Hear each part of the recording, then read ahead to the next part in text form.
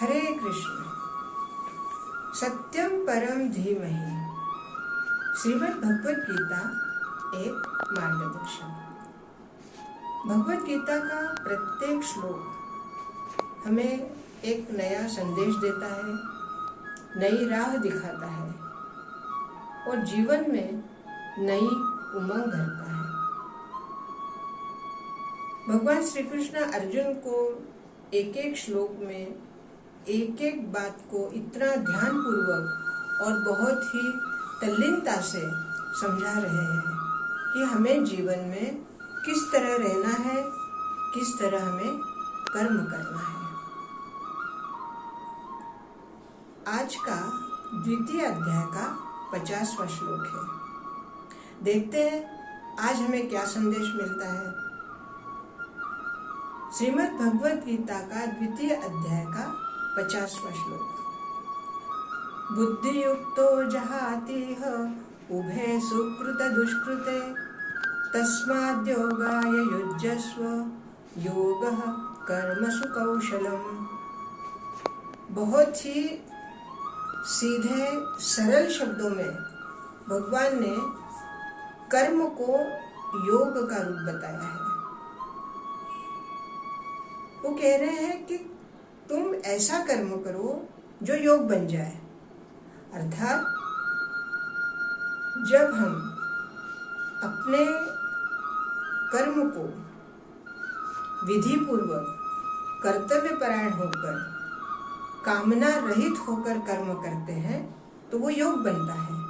अब उस योग को समत्व रूप कैसे देना, तो समत्व रूप देने के लिए उनका कहना है कि बुद्धि से बुद्धि युक्तो जहाति हो उभय सुकृत दुष्कृते। अर्थात हम बुद्धि से युक्त होकर इसी लोक में हमारे अच्छे बुरे कर्म या पाप पुण्य इन सभी कर्मों का इसी जीवन में त्याग कर दें। और जब हम अपने कर्मों का त्याग कर देते हैं तब वह योग समत्व रूप योग बन जाता है। और ये समत्व रूप योग ही कुशलता कहलाता है। योग कर्मसु कौशलम।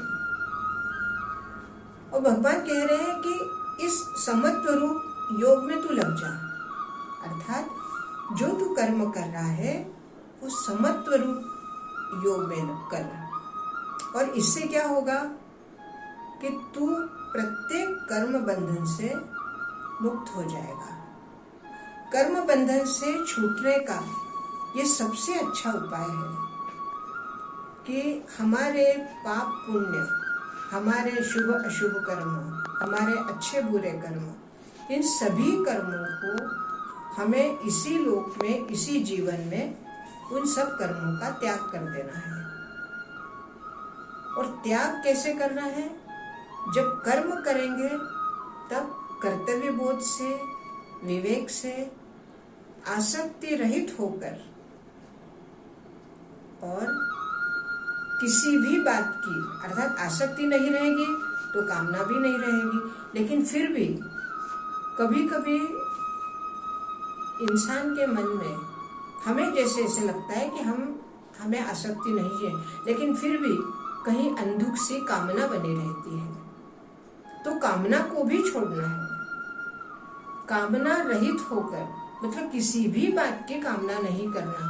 जैसे आज के युग में अगर हम सोचे तो हमने किसी के लिए कुछ कार्य कर दिया तो हम चाहते हैं कि सामने वाला हमें थैंक यू कहे, धन्यवाद कहे। तो ये भी एक कामना हुई।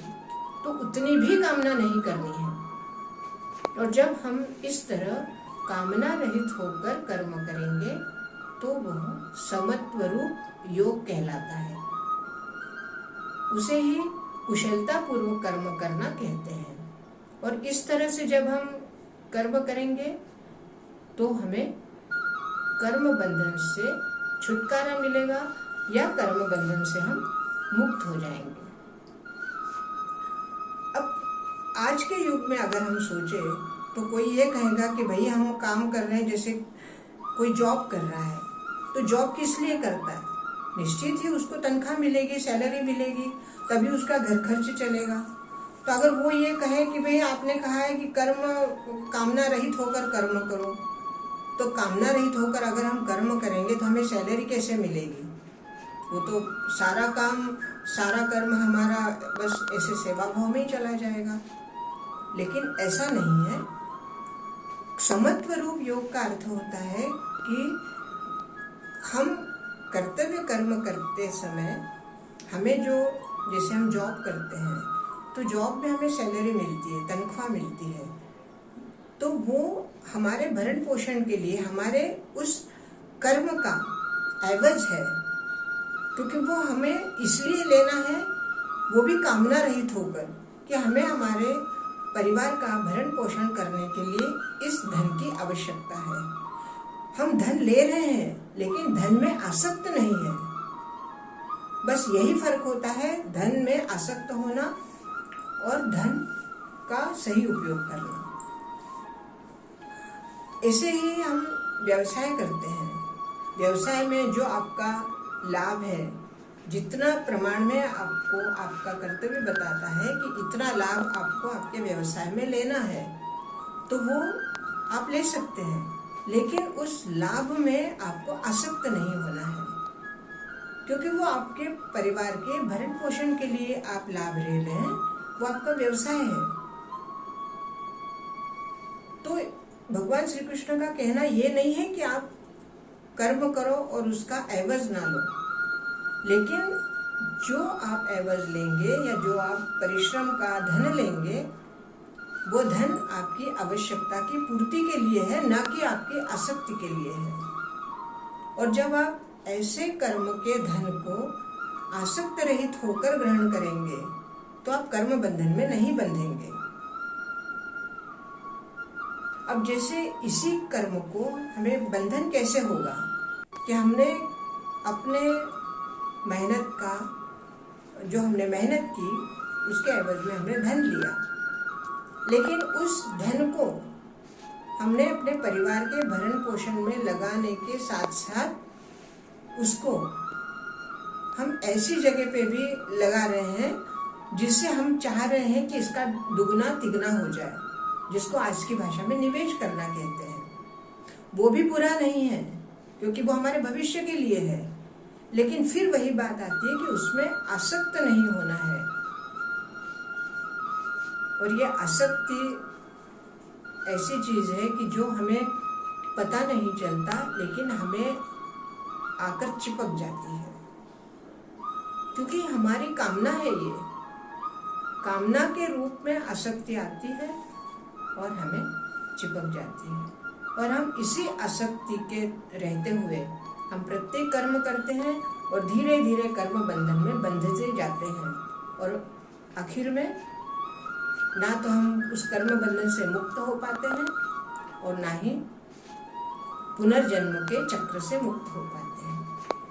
तो भगवान श्री कृष्ण का आज के लिए संदेश है कि कर्म करो, अपने कर्म का जो तुम्हें भरण पोषण के लिए आवश्यक है वो तुम लो, लेकिन उसमें वो पाप हो या पुण्य हो, जो तुम्हारा अच्छा कर्म है, बुरा कर्म है, उन सबको यही त्याग दो।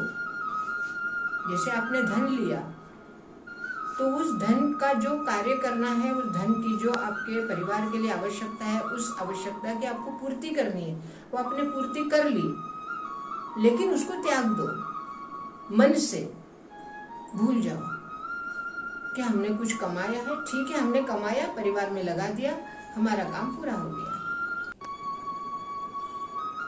इस तरह से जब आप आसक्त रहित होकर कर्म करेंगे तो आप बंधन मुक्त हो जाएंगे। यह कर्म कुशलता कहलाएगा।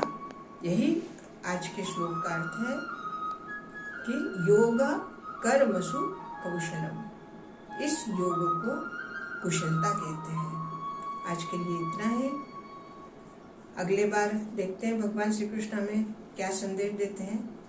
हरे कृष्ण।